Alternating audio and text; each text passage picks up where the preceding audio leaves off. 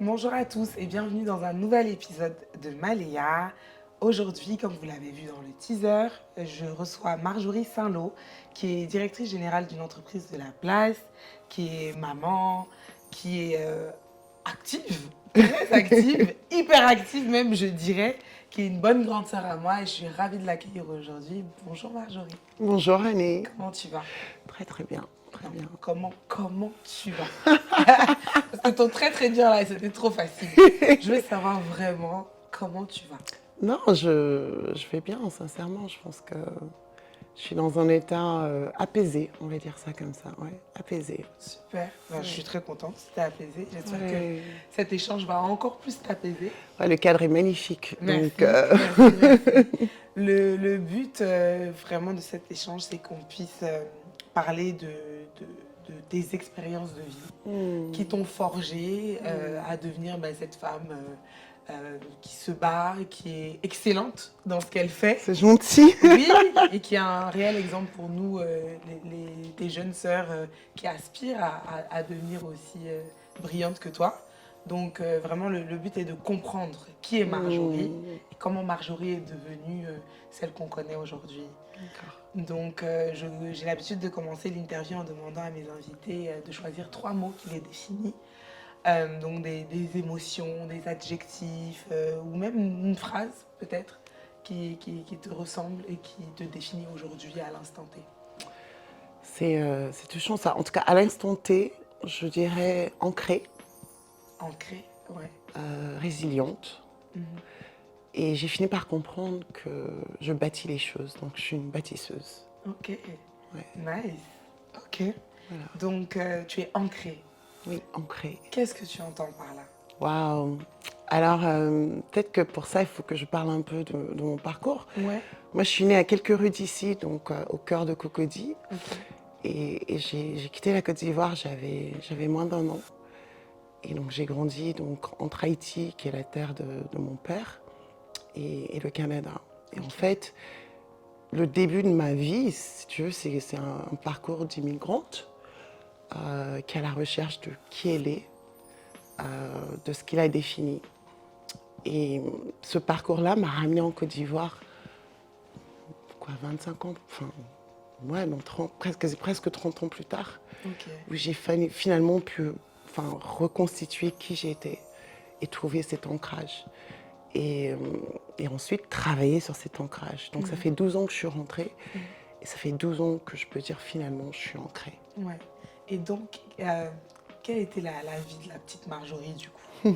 À quoi ressemblait ta Ben, vie, ton schéma familial? écoute, je suis une garçon manqué. Enfin, je suis un garçon manqué. Ouais. Je suis la dernière de ma famille, donc la seule, donc enfant unique de mes parents, mais dernière d'une fratrie. Donc du côté de ma mère, j'avais 3 frères. J'en ai perdu 2, donc il m'en reste un. Et du côté de mon père, j'ai 2 frères et 2 sœurs. Donc c'est à la fois une enfant qui grandit seule un peu, parce que mes frères et sœurs sont tous beaucoup plus âgés que moi. Mais qui est issue d'une grande famille avec tout ce que cela comporte. Mes parents ont divorcé quand j'étais très jeune. Donc Ok. à 4 ans, j'ai vu ma mère partir, donc je suis restée avec mon père pendant les 4 années qui ont suivi. Et ensuite, je suis allée rejoindre ma mère et mon beau-père. Donc, j'ai 2 schémas, si tu veux, de mon enfance, parce que quand je pense à l'enfance que j'ai vécue avec mon père, qui était une enfance où il y avait les tantis, les oncles, enfin, c'est tout le village qui élève Marjorie. Bah oui, mais parce que quand on est avec papa, souvent tout le monde veut aider papa. Exactement, donc c'est Ouais. tout le village qui élève Marjorie, c'est les cousins et les cousines qui sont finalement mes frères et sœurs Ouais. en grandissant. C'est des week-ends à la plage ou à la montagne, mais c'est dans un environnement très strict, très haïtien, très strict. Et puis, je vais au Canada et là, je me retrouve toute seule dans une maison avec ma mère et mon beau-père. Ouais. Une Et culture super différente, surtout. culture complètement Ouais. différente. Ma mère est très africaine, mais en même temps très occidentale. Ouais. Donc c'est un mélange des deux. Mais je reste comme enfant unique dans la maison. Je suis migrante. Donc au début, ça va parce qu'on est à Montréal, donc Les gens sont ouverts ouais, les d'esprit. gens sont ouverts d'esprit. Ouais. L'école où j'allais, l'école Iona, on était, enfin, je sais pas, 150 différentes nationalités, donc ça va. Mais avec le temps et les déménagements, donc on déménage sur Ottawa, et là je commence à être plus scarce. Enfin, le nombre d'enfants noirs, on devient Ouais, diminue. Ouais, On on va est à dans le quota maintenant. Exactement, on est dans le quota. J'arrive à Windsor, dans les quartiers où j'habite, ben, je deviens vite la seule black. Donc voilà, c'est autre chose, parce que là, je me pose plein de questions sur finalement quelle est mon identité. Et j'essaie de me faire une place dans tout ça. Mais j'ai eu la chance, hein, j'étais un garçon manqué certes et ensuite sportive, ce qui a fait que grâce au sport, ben, j'ai tout doucement trouvé ma place. Mais je pense que ça a laissé des marques que j'ai dû traiter pendant longtemps. Hein. C'est pour ça que je parle de parcours d'immigrante, parce que même si je suis née canadienne, ça a pris du temps avant que je ressente ce sentiment d'appartenance. Finalement, que j'ai compris que j'avais en quittant le Canada. Oui, souvent c'est quand on tourne une page. Exactement, que je me suis dit, mais finalement, non, Ouais. ils m'ont forgé. Enfin, je suis nord-américaine tout Ouais. autant que je suis ivoirienne et tout autant que je suis haïtienne, tu vois. Mais oui, voilà, ce parcours d'immigrant, de rejet aussi finalement, de chercher à comprendre pourquoi ce rejet. Voilà. Donc, un peu de ça. C'est un vrai, c'est mélangé cette enfance. Et du coup, où est-ce que tu construis, que tu commences ton adolescence? Je commence mon adolescence à Ottawa. Okay. Donc, je déménage à Ottawa, je devais avoir 11-12 ans. Alors, ce qui est particulier avec moi, c'est que j'ai sauté des années à l'école. Okay. Donc, j'ai sauté au finish 3 années. Wow. Ce qui veut dire qu'il y avait un gap, en tout cas sur le plan social, il y avait déjà culturel, et puis on n'avait pas le même âge. On n'a pas forcément le même niveau de maturité. Donc, ça m'a forcé à grandir plus vite, probablement plus vite que je devais le faire. Mais aucun regret, hein, mais c'est plus vite. Et puis c'était aussi première fois complètement dans un environnement anglophone. Donc les gens se demandent pourquoi je parle aussi bien l'anglais. Bon, c'est pas compliqué. J'ai vécu, j'ai dû apprendre sur le coup, hein, donc avec les moqueries qui viennent avec. Hein. Bien sûr. Oui, j'imagine bien. Voilà, mais donc Ottawa, et je rentre dans le sport aussi de façon très intensive. Quel dans sport? L'athlétisme. Okay. Donc j'ai fait du 100 mètres, du 200 mètres, du 400 mètres, des sauts. Et je joue au foot aussi, alors pas football, mais NFL, football américain. Voilà. Mais d'où aussi ta rigueur aujourd'hui, non? Exactement. Exactement. Les entraînements très tôt le matin. C'est aussi d'où aussi mon esprit de compétitivité aussi. J'ai horreur de perdre. Je suis une très mauvaise perdante. Que ce soit au Monopoly, peu importe, je suis très mauvaise. Je joue pour gagner. Je suis première ou je suis première, c'est tout. Il n'y a pas d'autre option. D'accord. Donc du coup, tu passes ton adolescence à Ottawa. Et ensuite... Entre Ottawa et Windsor. Finalement, c'est peut-être aussi un truc qui m'a forgée parce qu'on déménageait probablement tous les ans. Donc... Mais pourquoi? Plein de raisons, changement d'emploi, meilleur logement, pour plein de raisons. D'ailleurs, c'est peut-être mes parents qui devraient expliquer ça, mais parce qu'à quoi qu'il en soit, moi, je change. La version que tu avais, c'est prends tes bagages, on s'en va, c'est tout. Et en fait, ça a développé une capacité d'adaptabilité qui est probablement hors norme. C'est vrai que sur le coup, en grandissant, c'était frustrant parce qu'à chaque fois, tu recommences à zéro.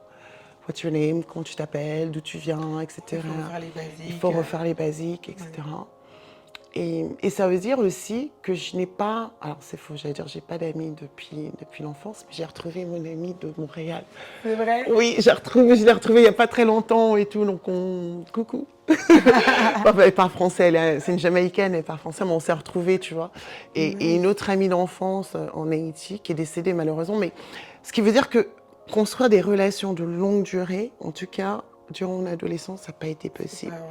C'est bien après. Pas stable en un endroit, forcément... forcément, ça devient difficile à faire. Oui, surtout qu'à ces âges-là, on est très...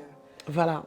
Les on est éphémère, exactement. C'est ça. Donc ça, je pense que c'est peut-être une des difficultés, peut-être même sur le relationnel que j'ai ressenti plus tard. Mais le point positif, c'est ma capacité de m'adapter, quoi. Enfin, Ok. quelle que soit la situation. Ok. Et d'ailleurs, une des situations, du coup, une situation qui est bien aujourd'hui, parce qu'elle est restée, du coup, cette situation, c'est que tu deviens maman Oui, assez jeune. oui. Tu deviens maman et du coup, quel impact ça a eu Oh my sur God. toi, sur ton développement, sur, bah, je pense que même si tu étais déjà assez mature, bah, on grandit d'un coup. C'était comment, la maternité? Ça donnait un sens à ma vie, je pense. Euh, ça m'a... Ça a été comme un tourbillon, tu sais, comme une vraie tempête.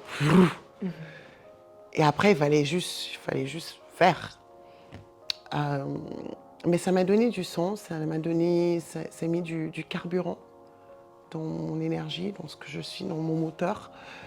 Ça m'a... Je reviens sur le terme sens parce qu'il y a différentes manières dont je veux l'utiliser. Je pense que quand on est jeune, on ne sait pas on ne sait pas où on va. On sait encore moins ce qu'on a envie de faire réellement. On se dit qu'on sait, mais on ne sait Mais pas on sait pas, oui. en vérité. Et tout de suite, moi, ça donnait du sens à mes journées. Je savais que je devais m'occuper de mon fils, que je devais lui donner un cadre, que je devais lui payer la garderie. Je ne lui dis pas la garderie à Toronto à l'époque, c'est 1500 $. Donc c'est tout de suite, et c'est pas pour dire que les parents ou quoi que ce soit aident, hein. C'est quelque chose que j'ai à ma charge. Mais les parents, d'ailleurs, ils l'ont pris comment? Ouf, dois-je parler de la gifle que j'ai reçue de mon père ou... Non, en fait, ça a été, je pense que ça a été un choc pour mes parents, une grande déception pour mon père. Que finalement, enfin, quelques années avant qu'il décède, qu'il a pu me dire, enfin, Marjorie, je suis tellement fière de ce que tu es devenue. Mais je pense qu'il n'y croyait pas. Pour ma mère, ça a été... Au moment où mon fils naît, je perds mon deuxième frère. Donc pour ma mère, C'était une renaissance. ça a été une raison de continuer de vivre, De vivre. et d'être. Ouais. Donc c'est des contrastes, hein. Et donc ça. ma mère, elle m'a soutenue tout au long, franchement, enfin, avec ce qu'elle pouvait, qui était son temps, qui était de dire, tu te bats, ma fille, hein, qui est de dire qu'un enfant, c'est une bénédiction, un enfant ouvre les portes, et que maintenant, voilà, il faut que tu te battes. Et c'est ce que j'ai fait. Donc entre cumuler les études, le stage, le travail, et être maman, pour simplement, entre guillemets, payer sa garderie, son lait, etc. Et puis, finalement, avec le temps, je deviens aussi maman de 2 enfants, avec le temps. Mais ça n'a fait que rajouter du sens. Ouais. Et il y a une expression... Comme tu disais, du carburant. Du carburant. En anglais, on dit dedication. C'est vraiment... j'avais pas de place pour être déprimée. J'avais pas de place pour être découragée. J'avais pas de place pour baisser les bras. J'avais pas de place pour ce qu'on appelle l'échec. Et je dis toujours, il n'y a pas d'échec qui est définitif. Bon, tu tombes, bon, tu te relèves. Et en fait, c'est le fait d'avoir été maman aussi jeune qui a ancré ces éléments qui aujourd'hui ont permis de me construire en tant que femme, en tant que professionnelle. C'est d'apprendre ça sur le tas, tout simplement. Et donc, à ce moment-là, bon, forcément, tu as des amis. Ça se passe comment? Est-ce qu'il y a un shift dans tes relations Forcément, amicales? parce qu'on n'a pas le même sens dans nos vies. Bah oui.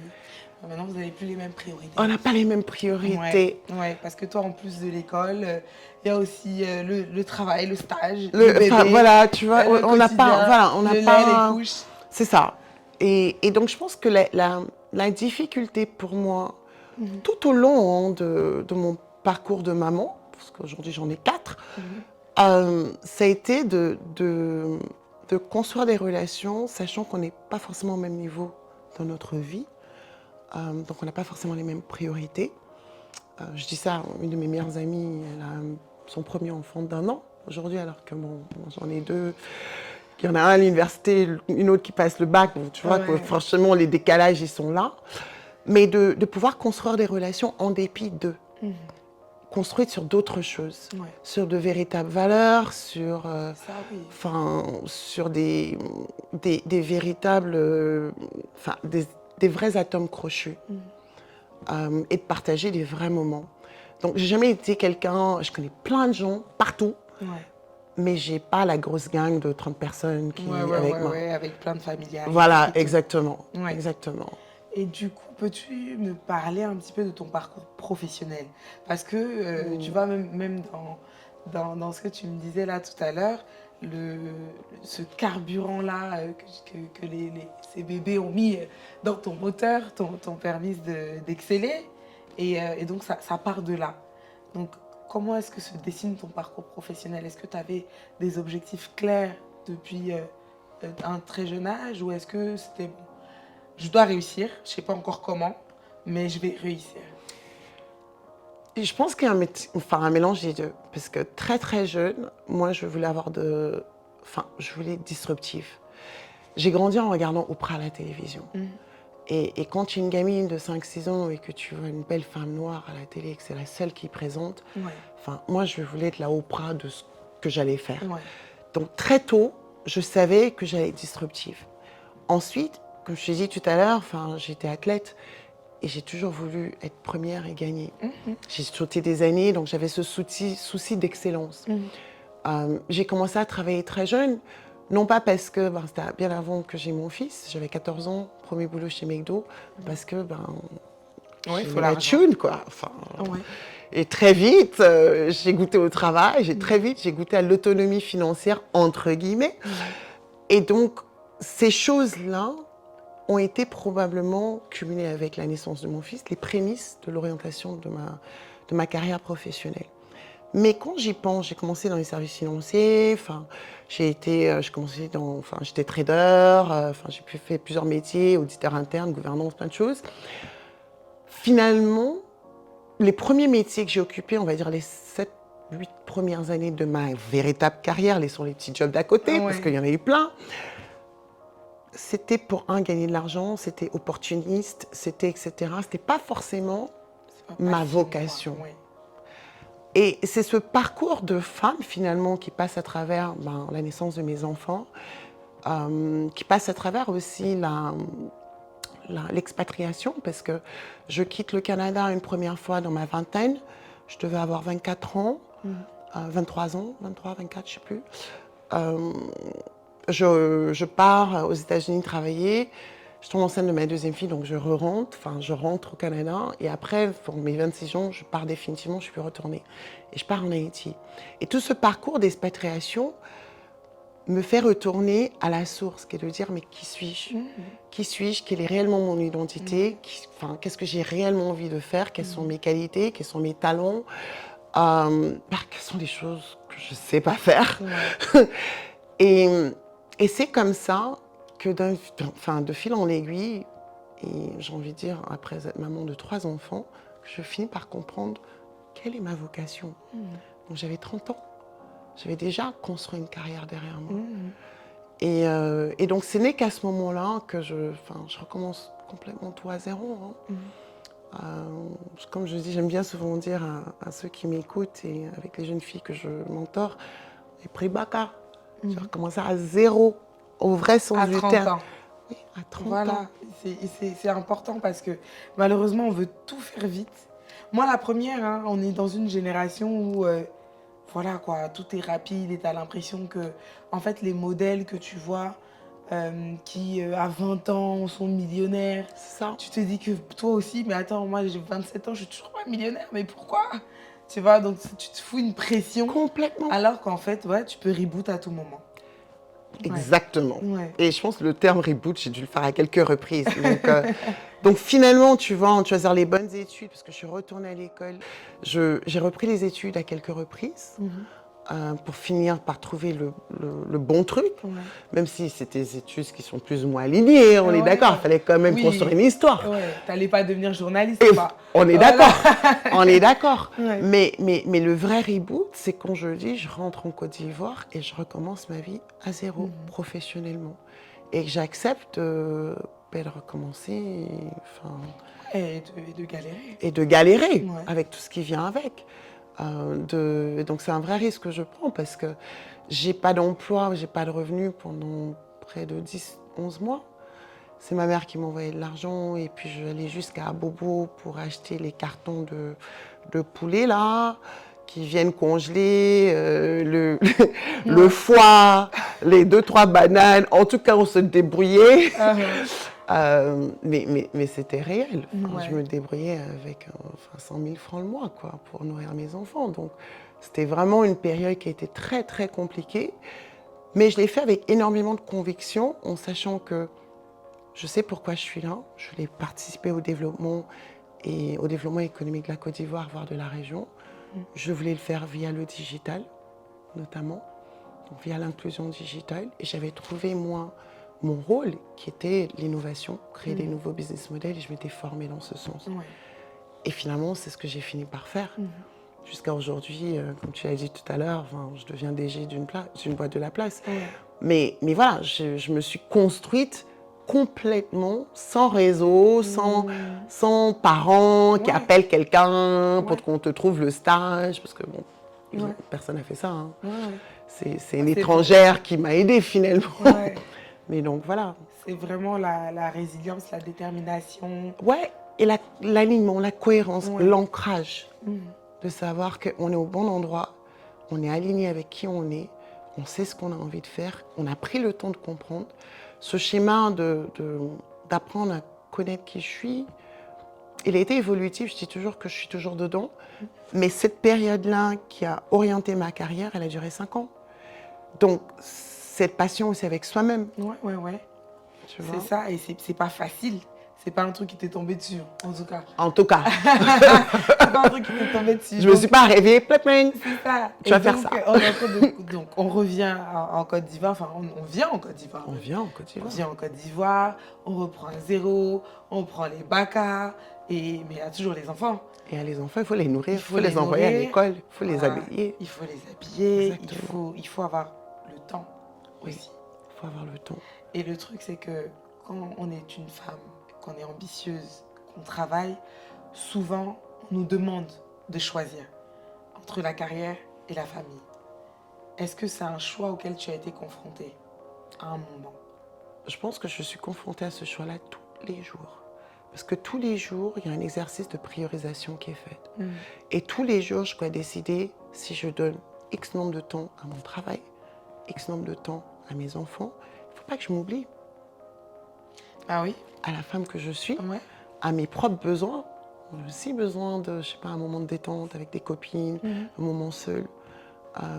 Et ça, c'est tous les jours que j'ai à faire ces choix-là. Et je t'avoue que, déjà, c'est pas facile. Ben oui, parce que parfois on culpabilise. On culpabilise. On sait pas quoi choisir, quoi. Oui, et puis parce qu'on a besoin de nous partout. Et puis je pense que j'ai envie de dire qu'il y a des moments où soi-même, on a juste besoin peut-être d'avoir rien. Aucune obligation, que ce soit ni le boulot, ni les enfants, encore moins les amis.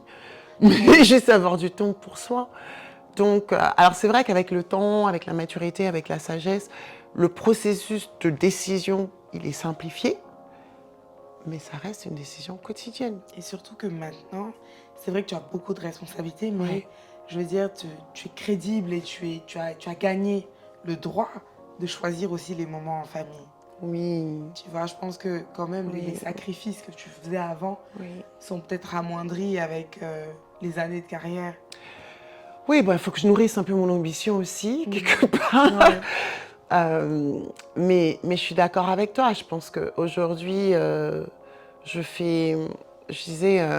partageais avec quelqu'un tout à l'heure en disant que j'ai la capacité de réagir parce que je me suis donné les moyens. Donc mon fils qui vit aujourd'hui maintenant au Canada, qui étudie là-bas, il a besoin de moi. Du pied levé, je peux me lever et dire ok, je vais le voir. J'ai les moyens de le faire. Il y a 10 ans, je n'avais pas ces moyens-là. Aujourd'hui, on est là, on fait une interview. J'ai dû faire un choix. J'ai mal au cœur, mais en même temps, j'ai fait pas une dépriorisation, mais ma dernière, elle avait un anniversaire.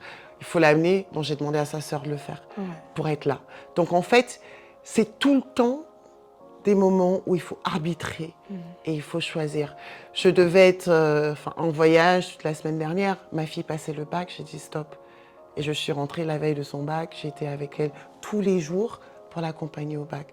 Donc en fait, c'est vraiment ça, c'est un exercice continuel. J'ai un ami qui était là de passage, il voulait qu'on sorte et tout avec mon collègue. Je disais, je peux pas, je dois me réveiller à 6 h du matin, je dois aller accompagner ma fille. Alors que peut-être il y a 2 mois, il serait venu, je serais peut-être pas levée en même temps que mes filles, je serais sortie, parce que j'en avais aussi besoin de partager ce moment-là. Et il faut en permanence accepter qu'on n'a pas forcément la réponse à tout, être indulgent avec soi-même, parce qu'on sera parfait. Enfin, on ne sera jamais parfait. Ouais. Et tout ce qui est important, c'est qu'on fasse le mieux qu'on peut. C'est tout. Et du coup, je suppose que ça a quand même été des sujets de discussion, pour ne pas dire de discorde, entre tes enfants et toi. Oui, mais je pense que oui, enfin, il n'y a pas de... Oui. Mais comment tu le vis, ça? Est-ce que tu ressens cette culpabilité qu'on essaye que la société nous impose déjà et que... Mais j'ai grandi sur ce point. En fait, avec mes enfants, je les traitais via la communication. Moi, je n'ai jamais peint un paysage qui n'était pas. Ils savent très bien quel est mon quotidien, qu'est-ce qu'il y a sur la table. Quand j'ai une mission, quand je sais que je veux voyager pendant un moment, ils savent ce que je vais faire. Donc, j'opère en toute transparence. C'est pas parce qu'ils le savent qu'ils sont contents. Mais au moins, il y a de la communication. Je leur mens pas. En matière de culpabilité, je t'avoue vraiment qu'il y a des moments où j'aurais voulu faire mieux. J'aurais voulu avoir la meilleure parole, parce que ce qu'on n'a pas dit, c'est que quand on est femme comme ça et qu'on se bat sur tous les plans, à un moment donné, tu ne sais pas à quel moment tu dois être douce, à quel moment tu dois être... Enfin, tu vois. Donc, c'est comme quand tu conduis une manuelle, tu vois, tu es tout le temps en train d'essayer de trouver l'équilibre. Il y a des moments où tu rates l'équilibre, quoi. Où tu dois être douce et finalement tu réponds avec de la dureté, ou bien tu es impatient sur un truc parce que tu es fatigué, parce que tu n'as pas la capacité, parce que. Et effectivement, j'ai eu ces moments de culpabilité où je sentais que j'aurais pu faire mieux. Mais bon, j'ai fini par apprendre que je ne peux pas revenir en arrière. C'est la prochaine fois, je vais faire mieux. Donc clairement, je suis probablement une meilleure maman pour ma dernière fille que j'ai été pour mon fils, le premier. Et au fur et à mesure, je me suis améliorée, sachant qu'il n'y en a pas un qui est pareil. Chacun vient avec sa personnalité, etc. Mais par contre, j'ai appris à mieux gérer les choses, j'ai appris à mieux prioriser. Tu maîtrises mieux l'équilibre. Exactement. J'ai appris à être plus indulgente envers moi-même. J'ai appris à mieux communiquer. J'ai appris à leur dire que là, maman, elle peut pas. Elle est fatiguée. Elle est fatiguée. J'ai appris à être vulnérable devant eux. Je me rappelle, je suis tombée très malade. Et une attaque là, une espèce d'attaque. Moi-même, je n'ai pas compris d'où venait la maladie, parce qu'on n'a rien trouvé. Mais je me suis effondrée en larmes. Et je me suis dit, je ne vais pas y arriver. Et mes filles, elles se sont tous mises à 3 là, à voilà, entre celle qui tapote le front, celle qui va chercher le médicament, celle qui veut masser, celle qui m'attrape. On dit, maman, mais ça va aller, tu es notre superstar. Enfin, il n'y a personne qui peut t'anéantir. Voilà, donc montrer mes vulnérabilités, montrer que quand ça ne me va pas, et puis partager mes joies, partager mes succès. J'ai envie de dire, c'est mes plus grands cheerleaders, c'est mes plus grands supporters, ce sont mes enfants. Et c'est important que toi, tu leur communiques tes émotions pour qu'ils puissent vivre les leurs aussi, tu vois. Exactement. Parce que souvent, on a... c'est ça, ma maman était une maman célibataire aussi. Elle m'a élevée, moi, ma grande sœur, mais aussi une vingtaine d'enfants de la famille seuls. Et en fait, la pression que vous mettez vous-même d'abord, que nous, les enfants ingrats que nous sommes, nous mettons aussi, que la société vous met, que le travail aussi vous met, parce que le travail n'arrive pas à comprendre, l'environnement professionnel ne comprend pas que tu veuilles et être ambitieuse et être une bonne mère. Exactement. Ça n'arrive pas à comprendre. Et ce que je vais te dire en plus de ce que tu dis, c'est que quand tu élèves tes enfants seuls, tu as ce poids de dire je veux réussir leur éducation. Oui, parce que je suis le père et la mère. Exactement. Donc tu transfères tu transfères aussi cette pression-là sur ces enfants. Tu vois, donc Ouais. ils grandissent avec cette pression-là aussi. Et c'est pas facile aussi pour Ouais. eux, tu vois. Enfin, Et- franchement, et- ils et sont, c'est- ils sont c'est- géniaux, les miens. Enfin, bon, pas parce que ce sont mes enfants, mais oui, ils sont géniaux. Non, mais oui. Mais je trouve que vis-à-vis cette pression que finalement, enfin, je leur mets pour qu'ils réussissent bien à l'école, pour qu'ils fassent pas de bêtises, pour que si, pour qu'ils soient polis, pour qu'ils s'occupent de leur chambre, pour que. Ouais. Ben, ils ont fini par comprendre d'où ça venait aussi. Et ils y mettent le leur, enfin, ils mettent de l'eau dans leur vin, ils font. Et je pense que les moments où je me suis rendu compte que, wow, Marjo, peut-être que tu y vas trop fort sur eux, mais sur toi-même, sur tout le monde, c'est quand, enfin, que ce soit mon fils ou même l'aîné de mes filles, qui me dit, mais maman, on veut te dire, mais on n'y arrive pas. C'est-à-dire qu'ils avaient développé même une peur de pouvoir juste s'exprimer et me dire que ça va ou ça va pas, ils se sentent bien. Enfin voilà, parce qu'ils voulaient réussir juste Ouais. pour moi, juste Ouais. pour la fierté Bah, dans je mes les yeux. comprends complètement. Tu vois? Parce qu'en fait, et je le disais dans l'épisode 0 de Maléa, je disais en fait que tout ce qu'on recherche finalement, c'est l'approbation et la validation de notre maman. Et en fait, du coup, on ne veut pas lui dire que ça va pas. C'est ça. Parce que si ça va pas, on sait que ça va lui rajouter un poids à elle. C'est ça. Et en fait, du coup, c'est difficile de s'exprimer, pas parce qu'on ne peut pas ou qu'on ne veut pas, mais parce qu'on pense d'abord à elle. C'est ça. C'est que tu as des bons enfants. Et ben là, tu Ouais. vois, mon schéma sur les dernières années, c'était d'essayer de briser ça. C'est ça. Mais c'est bien. C'est bien Tu que vois. toi, tu réalises ça et que tu le fasses parce qu'ils ne le feront pas d'eux-mêmes parce qu'ils sont des bons enfants. Tu vois. Et finalement, ils reprennent le schéma que j'ai fait, parce que même vis-à-vis de mon père, je pense cette nécessité d'avoir son approbation, de réussir. Je pense que ça a vraiment concouru à la pression que moi-même je me suis mise sur ma vie professionnelle. Ouais. Il fallait absolument que je réussisse. Oui. Je ne pouvais pas faire partie des statistiques. Mon père devait absolument être fier. Ouais. Et gloire à Dieu, Il a été. il a été. Et vraiment, avant son départ de cette terre, j'ai des audios que j'écoute de temps en temps quand les moments sont durs, où il me dit à quel point il est fier et qu'il m'aime. Et tu ne peux pas imaginer pour quelqu'un qui était très sévère, très sévère, Je suis très pleureuse, dur. hein, je sais pas si je te dis Non, mais ça tu au me donnes début. moi-même des Mais émotions. je suis vraiment une pleureuse. Tiens, au cas où. mais très sévère, très exigeant et enfin c'était l'excellence quoi. Et pour lui, je suis sortie du cadre, Ouais. donc je ne pouvais pas réussir. Et donc oui, ma réussite pour lui a été, je pense vraiment, ça a été son plus beau cadeau de ces dernières années, tu vois. Donc quelque part, j'ai reconstruit ce même schéma et je ne veux, la vraie leçon que j'apprends en tant que maman aujourd'hui, je dis, on n'arrête jamais d'apprendre, ça ne finit pas. Je veux pas qu'ils vivent avec cette pression-là. Je veux juste qu'ils soient, qu'ils se retrouvent, qu'ils s'identifient, qu'ils fassent ce qu'ils ont envie de faire, qu'ils définissent la réussite parce qu'ils veulent. C'est pas la réussite, c'est pas la réussite professionnelle. Enfin, c'est pas ça. C'est de pouvoir se réveiller tous les jours et d'être heureux. Point. Ouais. Avec ce qu'on a. Ouais. Tu vois. Ouais. Donc, il y a un espèce de... J'ai une drôle de période dans ma vie. J'ai une espèce de truc que j'essaie de déconstruire. Et j'espère que j'ai pas trop construit ça dans leur tête. Ouais. Tu vois, Ouais. pour reconstruire, pour qu'ils soient le plus équilibré possible, tu vois. Bref, anyway, c'est un parcours. Ouais. C'est tout ce que Non, je peux mais te dire. Et c'est un beau parcours, c'est un parcours qui va encore continuer, Oui, je l'espère longtemps. oui, parce que ça finit pas les enfants. C'est Franchement, ça. c'est pas quand ils quittent leur maison, de ta maison Ah que ça non, pas s'arrête. du Hein. tout, Au parce contraire, que j'ai l'impression que ça justement, commence. Ça commence à ce moment-là et ça commence quand eux ils se construisent aussi, qu'ils veulent Putain, construire moi, leur j'ai famille. jamais pleuré dans les trucs publics. Je dis, mais Léa, on pleure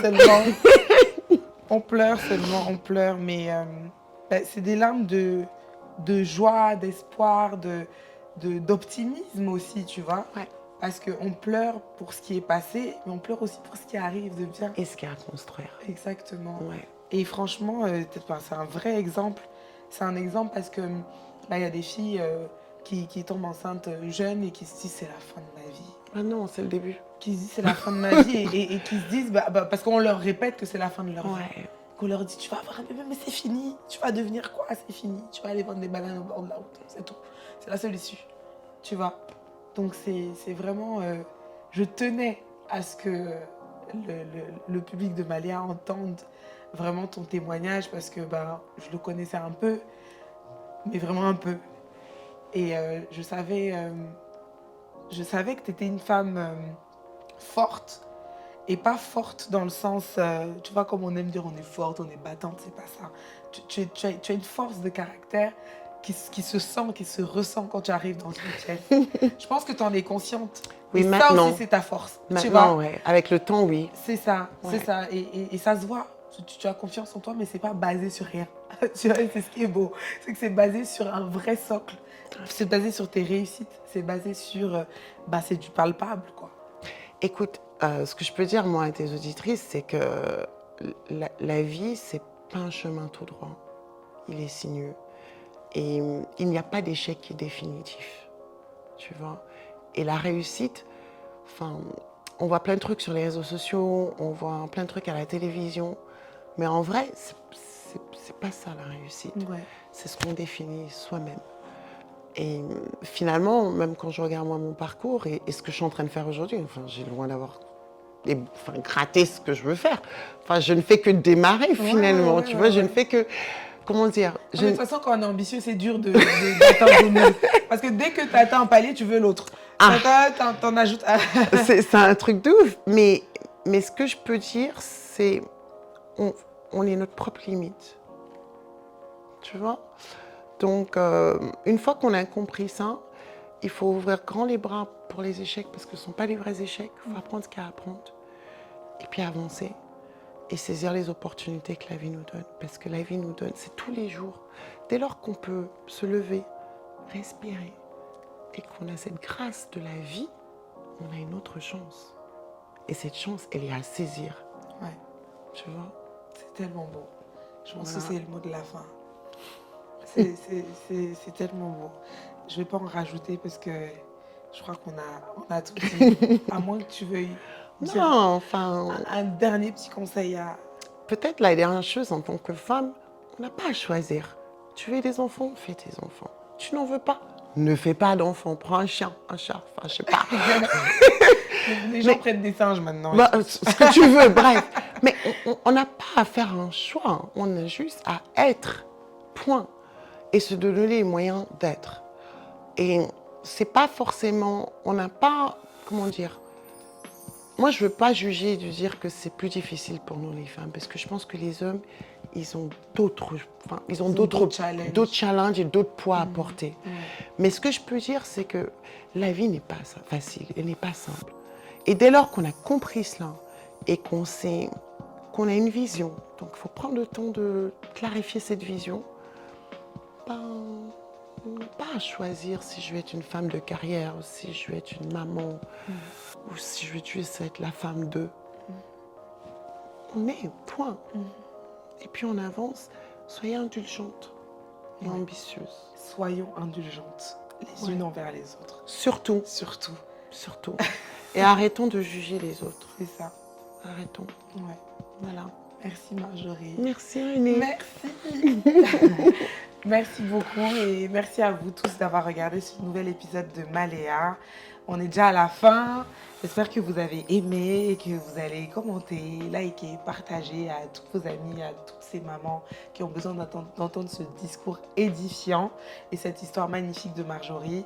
N'hésitez pas à nous suivre sur Facebook, sur Instagram, sur TikTok, mais également sur YouTube pour voir l'intégralité de cette vidéo et également sur les plateformes d'écoute comme Apple Podcast ou Spotify. Et on se retrouve très bientôt pour encore plus d'histoires édifiantes et qui redonnent de l'espoir. Je vous fais des bisous. À bientôt.